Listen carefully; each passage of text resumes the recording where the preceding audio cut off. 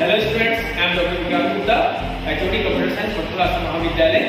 और लास्ट जो क्लासेस थी हमने उसमें बहुत सारी बातों पर चर्चा किया, बहुत सारी बातों को जाना कंप्यूटर के बारे में कि कंप्यूटर की हिस्ट्री क्या है, कंप्यूटर का जनरेशन क्या है, कंप्यूटर क्या है, कंप्यूटर की परिभाषा क्या होती है, how to define the computer system, और उसके बारे में विभिन्न प्रकार के तथ्यों और पहलुओं पर हमने विचार विमर्श किया और चर्चा की। आज मैं बताने वाला हूँ, क्योंकि इसके पहले हमने बात ये भी की कि कंप्यूटर की विशेषताएं क्या होती हैं और उसके भौतिक घटक कौन कौन से होते हैं जिससे कंप्यूटर सिस्टम मिलकर बना हुआ है। लेकिन जब एग्जाम में क्वेश्चन आता है कि what is computer system, draw it's block diagram, explains components of the computer, तब बात होती है तो यहाँ पर जाती है कि कंपोनेंट्स क्या होते हैं। कंपोनेंट्स से तात्पर्य घटकों से होता है जिससे मिलकर हमारा कंप्यूटर सिस्टम बना है और जिसके माध्यम से वो इनपुट को प्रक्रियान्वित करके आउटपुट को परिवर्तित करने का कार्य कर रहा होता है, यानी बदले में परिणाम मिलने का कार्य होता है।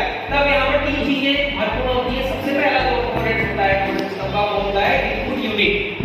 ठीक है, इनपुट से तात्पर्य है ऐसा डेटा या सूचना जिसको इनपुट डिवाइसेस के माध्यम से, यानी उपकरणों के माध्यम से कंप्यूटर सिस्टम में प्रविष्ट कराने के लिए जो भी डाटा या सूचना होती है उसके लिए हमने यहाँ पर कीबोर्ड, माउस, माइक्रोफोन इत्यादि विभिन्न प्रकार के इनपुट डिवाइसेस होते हैं जिनके माध्यम से हम डाटा को या सूचना को प्रविष्ट कराते हैं।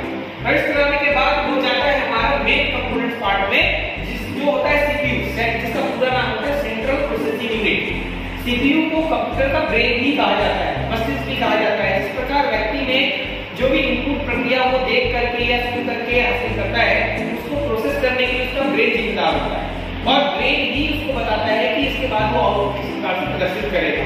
तो उसी प्रकार कंप्यूटर सिस्टम में भी जब हम बात करते हैं तो इनपुट यूनिट के माध्यम से जो भी डेटा सिस्टम प्रविष्ट की जाती है वो सेंट्रल प्रोसेसिंग यूनिट में जाती है।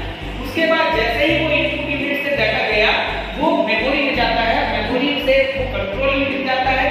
कंट्रोल यूनिट निर्धारित करता है कि जो डेटा या सूचना हमने प्रदान किया है सिस्टम में वो तार्किक या गणितीय क्रियाविधि से संबंधित है, अर्थात जोड़ना, घटाना, गुणाभाग करना या किसी भी दो डेटा के बीच में कंपैरिजन करना। जैसे a बड़ा है b से, अगर हम कोई क्वेश्चन लेते हैं a is greater than b, तब वहां पर ALU रिस्पांसिबल होता है। ALU का पूरा नाम होता है अरिथमेटिक लॉजिक यूनिट। ठीक है, अरिथमेटिक नाम से ही पता चल रहा है कि गणितीय क्रियाविधि को संचालित करने के लिए जिम्मेदार। लॉजिक यूनिट जो लॉजिक यानी जो कंपैरिजन की हम बात कर रहे हैं उसके लिए रिस्पांसिबल यूनिट होता है। तो वो क्या होता है, जो भी डेटा इतना गणितीय तार्किक क्रियाविधि से संबंधित होती है वो ALU में चला जाता है। यदि उसको नियंत्रित करके सीधा हम मेमोरी स्टोरेज की बात करते हैं तो कंट्रोल यूनिट हमारा कहां भेज देता है, उसको मेमोरी में भेज देता है और मेमोरी से फिर वो सेकेंडरी स्टोरेज डिवाइस में स्टोर कर दिया जाता है ताकि फ्यूचर में हम उसको जब भी हमारी आवश्यकता हो उसको रिट्राइव कर सके, पुनः प्राप्त कर सके। लेकिन यदि वो गणितीय तार्किक क्रियाविधि से संबंधित है या बदले में हम डेटा या सूचना को प्रक्रियान्वित करके परिणाम प्राप्त करना चाहते हैं, तब सीपीयू जो है उसको प्रक्रियान्वित करता है, उसको प्रोसेस करता है और प्रोसेस करके जो भी हमारा परिणाम होता है उसको आउटपुट के रूप में कहां भेज देता है, आउटपुट यूनिट। यहाँ जो तीसरा और महत्वपूर्ण हमारा जो यूनिट होता है वो है आउटपुट यूनिट, जिसमें मॉनिटर, प्रिंटर, स्पीकर ऐसे विभिन्न प्रकार के जो आउटपुट डिवाइसेस हैं जिसके माध्यम से हम अपने परिणाम को यानी रिजल्ट को देख पाते हैं। ठीक है, तो यहाँ पर आपने देखा कि इनपुट यूनिट जिसमें keyboard, monitor, keyboard, mouse, microphone इत्यादि विभिन्न प्रकार के इनपुट डिवाइसेस हैं, उनका कॉम्बिनेशन यानी उनसे मिलकर के बना एक यूनिट होता है जो डेटा या सूचना को एक्सेस करता है और सीपीयू में सेंड करता है। सेंट्रल प्रोसेसिंग यूनिट में जाने के बाद उसका प्रक्रिया संचालित की जाती है। प्रोसेस होने के बाद जो भी आउटपुट हमको प्राप्त होता है, परिणाम हमको प्राप्त होता है, वो आउटपुट यूनिट में भेजा जाता है। आउटपुट यूनिट में अब हम डेटा को यदि सॉफ्ट कॉपी के रूप में देखना चाह रहे हैं, हमारे परिणाम को सॉफ्ट कॉपी के रूप में देखना चाह रहे हैं, तब हम मॉनिटर का यूज करते हैं। जो स्क्रीन होती है, डेस्कटॉप स्क्रीन, वहां पर हमको आउटपुट हमारा नजर आ जाता है। यदि हम हार्ड कॉपी के रूप में चाहते हैं तो प्रिंटर के माध्यम से हम उसको प्रिंट आउट ले लेते हैं।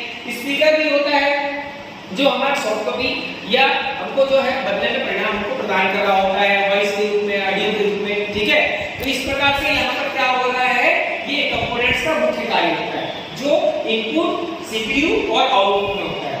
लेकिन इसका जो अगला जो पार्ट होता है कंट्रोल यूनिट, कंट्रोल यूनिट को हम बोलते हैं नर्व सिस्टम। ठीक है, जिस प्रकार व्यक्ति के शरीर में तंत्रिका तंत्र होती है और वो क्या करता है, प्रोसेस करता है, किसी भी डेटा को एक स्थान से लेकर दूसरे स्थान पर लेकर के जाता है। तो इसमें विभिन्न प्रकार के कंट्रोल यूनिट होते हैं जो हम आगे पढ़ेंगे हमारे सब्जेक्ट्स में। ठीक है, और इसमें बहुत सारे इंटरनल कंपोनेंट्स भी होते हैं। अगर हम बात करेंगे भौतिक रूप से तो सीपीयू के